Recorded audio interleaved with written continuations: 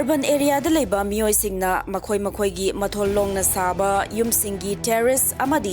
balcony singda ensang napidana tana hailei makhal kaya tharabadi heatwave amadi climate change ki chaina asi kharadang oirabasu thengnabada kanaba pigani asigumba khongthang macha sina temperature wangkhalakpadagi thengnariba awaba thengnabada natana sustainable amadi resilient environment ama ohenbada mateng oigani.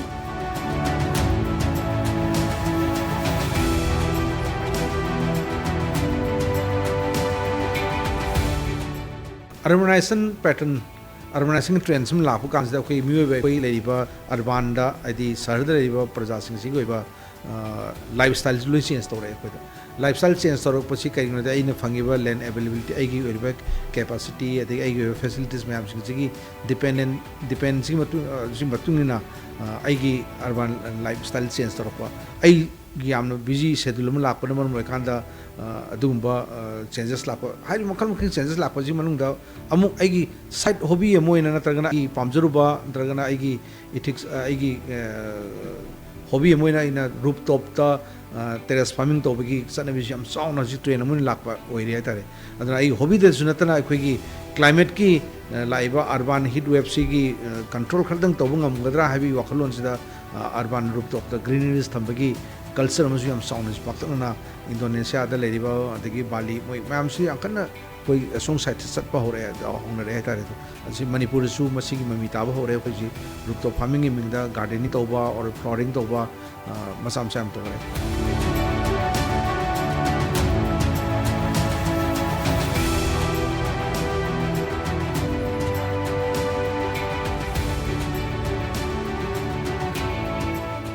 terrace ta farming to usne am kanhan bese koi gi el school down khara to honbang am bagi am capacity mus le re koi da greens yan ki green coverage le ki koi da koi carbon dioxide koi gi atmosphere da carbon dioxide jimane absorb to ki de ni mondak change ki oiba achawa phana bagi mateng pa mo ide ne mo khana adana green yan ki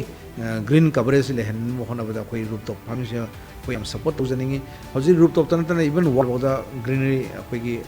clippers में आम थारगा असंग बलोई थमने वो होना पकी इवन hotel वाउदा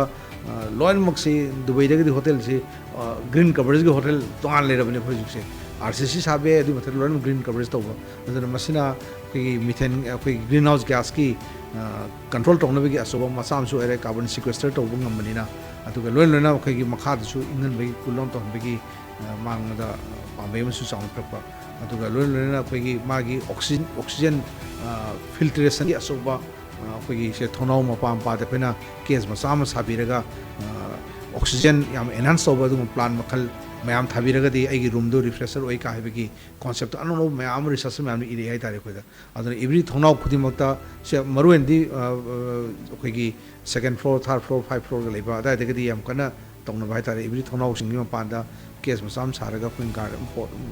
pot खर थमगा oxygen enhance तो बा ऑक्सीजन प्रिफेयर तो बा प्लान मखन मैम थमन बस जावे तो अदर मसी इंस्पेक्शन दा कोन येंगुर कान मसी प्रमोट हम थोए गली अदुगा तौज तौन रे कोना हाय के दुजिक से पान की मतोक तमद नतना इखोई की इसागी कायतर कंफर्ट अनबा इसादा नुवाइना बगी मसी हम कन तौन रे गले द खोइ मसी प्रमोट हम तो प्रेन खले यखन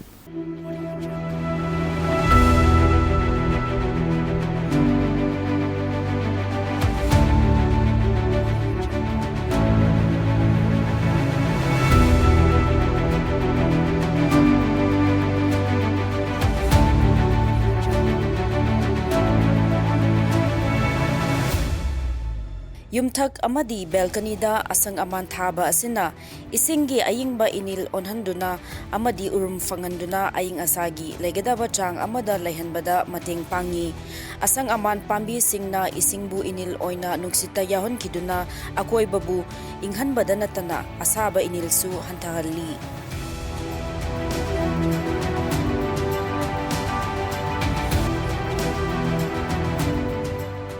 Khunggangumba mafamdadi uwa kaya haubana aying asagi awaba miyamna ka henna thengnade Adubu urban area dadi nungsagi maisa chupshin ganba concrete koilas na yomba mafam ama oibana sabagi chang wangbagi maram oi. Urban area da lairiba yumsingi yumthak amadi balcony sing asi asang aman pambi singna thalalabadi akoibada ayingba nungsit fanghanduna urban heat island effect hantahali. Masigi mathakta asang amana nungsita yauba amotpa chupshinduna nungsit sengbagi chang wangkathalli.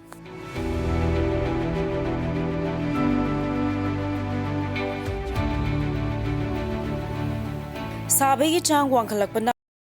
fence wangkathanduna electricity season bagi changsu wangkathanduna sel henna chathalli yumthak amadi balcony da asang aman pambi sing thabana mahusa ge asaba ngathokna bagi sambal ama oi masina greenhouse gas emission thadorakpagi chang hantan badanatana energy yamna season bagi changsu nemhalli.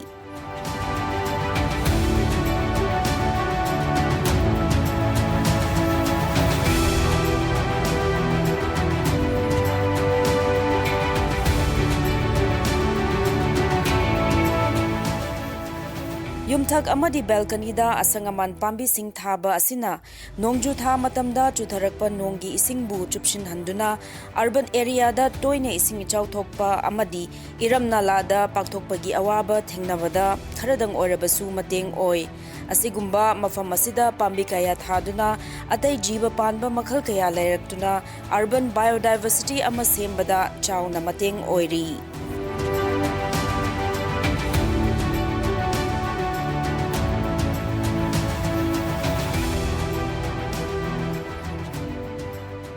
ꯑꯩꯈꯣꯏꯅ ꯍꯧꯖꯤꯛ ꯂꯩꯖꯔꯤꯕꯁꯤ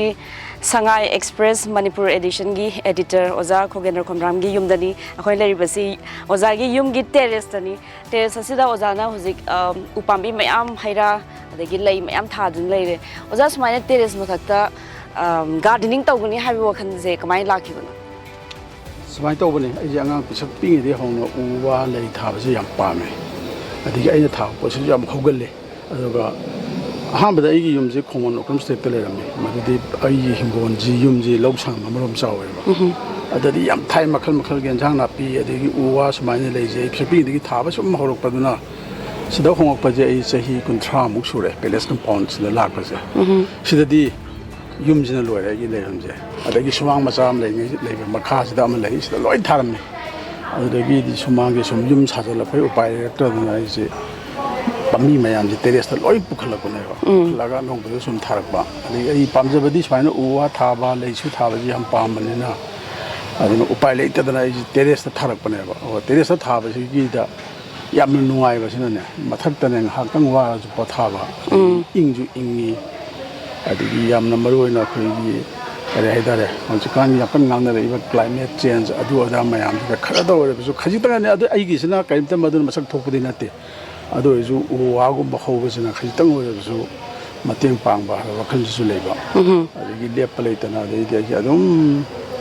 ꯂꯦꯞꯇꯅ ꯑꯗꯨꯝ ꯊꯥꯏ ꯑꯗꯨꯒ ꯍꯧꯖꯤꯛꯁꯨ ꯑꯩꯒꯤ ꯏꯆꯥꯅꯨꯄꯤ ꯑꯃꯁꯨ ꯂꯩ ꯏꯆꯥꯅꯨꯄꯤꯗꯨꯅꯁꯨ ꯃꯥꯅ ꯀꯥꯏ ꯄꯪꯄꯨꯗ ꯄꯣꯔꯛꯏ ꯑꯗꯨꯒ ꯑꯩꯅ ꯑꯗꯨꯝ ꯎ ꯋꯥ ꯄꯥꯝꯕꯤꯁꯤꯡꯁꯤ ꯅꯨꯡꯁꯤꯕ ꯍꯥꯏꯇꯥꯔꯦꯅꯦ ꯍꯦꯛ ꯄꯣꯔꯛꯏꯉꯩ ꯊꯥꯖꯤꯟꯕꯗꯨꯅ ꯇꯦꯔꯦꯁꯁꯤ ꯍꯧꯖꯤꯛ ꯑꯩ ꯒ꯭ꯌꯥꯟ ꯑꯃ ꯃꯝꯃꯦꯕ ꯍꯧꯖꯤꯛꯁꯦ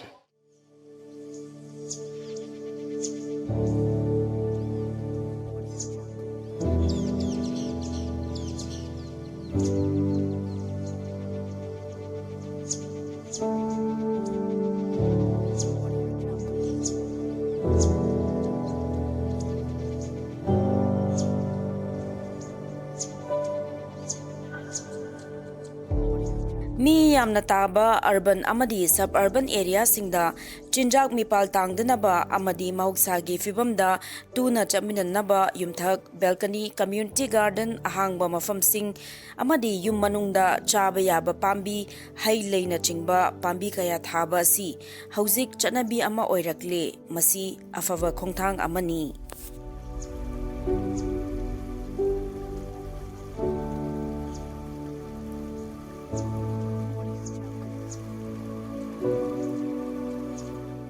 Still, makal mayam lai is dragon fruit pambi lai dragon fruit pambi je si oza sida mahai ji phajana di pan bangam bra kamai taw mase ayam banane risu pale dum sra pale ba si kaphoi pale jing je ꯀꯐꯣꯏ ꯁꯤ ꯄꯥꯜꯂꯤ ꯁꯤꯒꯤ ꯄꯥꯝꯕꯤꯁꯤ ꯁꯣꯔꯐꯣꯟꯅꯤ ꯑꯗꯨꯝ ꯄꯥꯜꯂꯤ ꯃꯇꯝꯗ ꯄꯥꯜꯂꯛꯀꯅꯤ ꯑꯗꯒꯤ ꯁꯤꯇꯥꯐꯣꯜ ꯍꯥꯏꯔꯤꯁꯦ ꯑꯗꯨꯝ ꯄꯥꯜꯂꯤ ꯄꯨꯡꯊꯣꯟꯁꯤꯡꯁꯨ ꯑꯗꯨꯝ ꯄꯥꯜꯂꯤ ꯄꯨꯡꯗꯣꯟꯁꯨ ꯄꯥꯜꯂꯤ ꯀꯣꯐꯤꯁꯨ ꯄꯥꯟꯕ ꯍꯧꯔꯦ ꯑꯣꯖꯥ ꯀꯣꯐꯤꯗꯤ ꯀꯨꯏꯔꯦ ꯃꯥꯁꯤ ꯌꯥꯝ ꯀꯨꯏꯔꯦ ꯑꯗꯨꯝ ꯄꯥꯜꯂꯤ ꯑꯗꯣ ꯑꯩꯈꯣꯏꯅꯗꯤ ꯄ꯭ꯔꯣꯁꯦꯁ ꯇꯧꯗꯕꯅꯤ ꯃꯤ ꯂꯥꯛꯑꯒ ꯍꯦꯛꯑꯦ ꯑꯗꯣ ꯈꯥꯡꯕ ꯉꯝꯗꯗꯅ ꯀꯣꯐꯤꯁꯤꯁꯨ ꯐꯅꯌꯥꯝꯗꯤ ꯌꯥꯟꯊꯠꯈ꯭ꯔꯦ ꯑꯗꯣ ꯉꯝꯗꯦ ꯌꯥꯝ ꯑꯩꯁꯤ ꯖꯥꯠ ꯖꯥꯠꯅ ꯍꯧꯔꯤꯁꯦ ꯁꯤ ꯈꯣꯡꯅꯥꯡ ꯕꯣꯠ ꯍꯥꯏꯗꯨꯅꯤ ꯈꯣꯡꯅꯥꯡꯁꯨ ꯍꯧꯔꯦ ꯑꯗꯨꯝ ꯍꯧꯋꯤ ꯎ ꯃꯈꯜ ꯃꯌꯥꯝ ꯑꯃ ꯂꯩꯍꯥꯎ ꯀꯅꯥꯒꯤ ꯀꯔꯤ ꯀꯔꯥ ꯁꯤꯗꯩꯁꯤꯗ ꯑꯩꯁꯤꯗ ꯂꯩꯍꯥꯎꯁꯦ ꯁꯤ ꯐꯖꯩ ꯑꯁꯤ ꯂꯩꯍꯥꯎ ꯑꯩꯈꯣꯏꯒꯤ ꯀꯩꯅꯣꯗꯣ ꯁꯤꯅ ꯂꯩꯍꯥꯎ ꯀꯃꯟ ꯑꯣꯏꯅ ꯃꯌꯥꯝꯅ ꯑꯉꯧꯕ ꯑꯣꯏꯅ ꯅꯨꯡꯁꯤꯕꯗꯨꯅꯤ ꯑꯁꯣꯝꯗ ꯂꯩꯍꯥꯎ ꯂꯩꯔꯦꯝꯁꯨ ꯍꯧꯔꯤ ꯄꯥꯝꯕꯤꯗꯤ ꯁꯨꯔꯦ ꯂꯣꯏꯅꯃꯛꯁꯤ ꯑꯗꯨꯝ ꯊꯥꯔꯤꯁꯤꯡꯁꯦ ꯑꯗꯨꯝ ꯄꯥꯜꯂꯤ ꯑꯗꯨꯒ ꯇꯧꯕꯇꯕꯨ ꯑꯩꯁꯦ ꯒꯝꯂꯥꯒꯨꯝꯕ ꯄꯣꯠ ꯁꯨꯝꯕ ꯊꯥꯕꯅꯤꯅꯅꯦ ꯄꯥꯝꯕꯤꯗꯤ ꯎꯖꯥꯎ ꯑꯣꯏꯕꯅꯤꯅ ꯃꯄꯨꯡ ꯐꯥꯕꯁꯤ ꯉꯝꯗꯤ ꯉꯝꯗꯦꯕ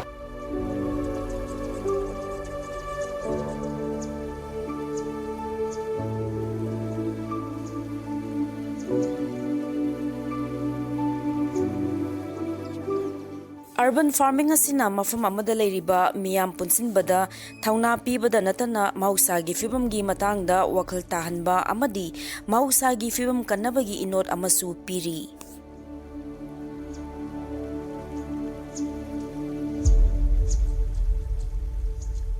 ओजा हारदी कर्म मखलगी हार सिनबगे हारजे आई सिनाइजे सिना कनोनी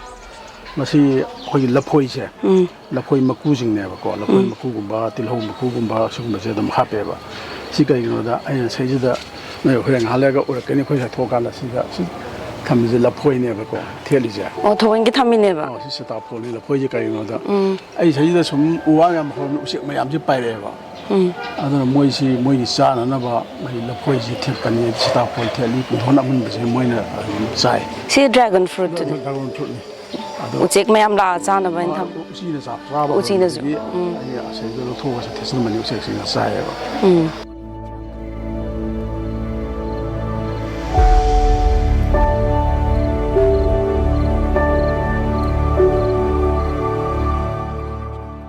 युमथक्ता अमदी बेलकनीदा असंगमान पांबी सिंह थाबा असि कानै खंगलबसु पांबी थाबा मतमदा पिखरबा मफम अमदी लोकल क्लाइमेट का चानबा पांबी खल्लगा थाबा मथौ ताई मसिगी मथक्ता पांबी थागदौरिबा लेबाग अदु लेहाउ लेहनबदा नतना ड्रिप इरिगेशन सिजनदुना इसिंग यामना चंगहनदनबा अमदी पांबी सिंह अदुदा इसिंगी इनिल निंगथीना फंगहनबदसु कानगनी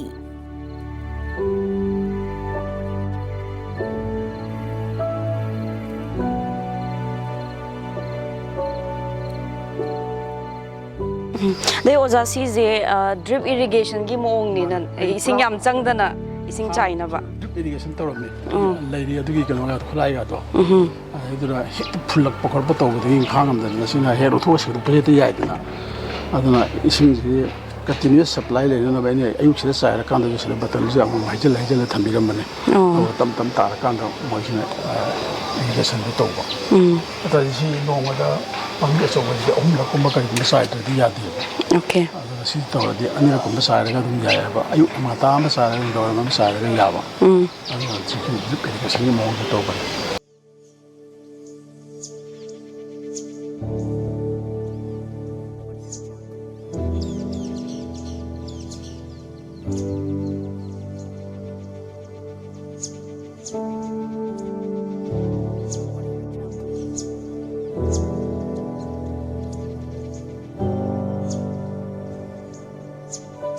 युमथक्ता नत्रगा बाल्कनीदा असंगमान पांबी सिंह थागे हायरबदी युमथक अदु कंक्रीट फ्लोर अमदी वाटरप्रूफ ओहनबगी मथक्ता पांबी मखल कया अदु यावना थाबदा चंगदौरिबा पोलम सिंगी अरुम्बा पुबा ngamba मथौ ताई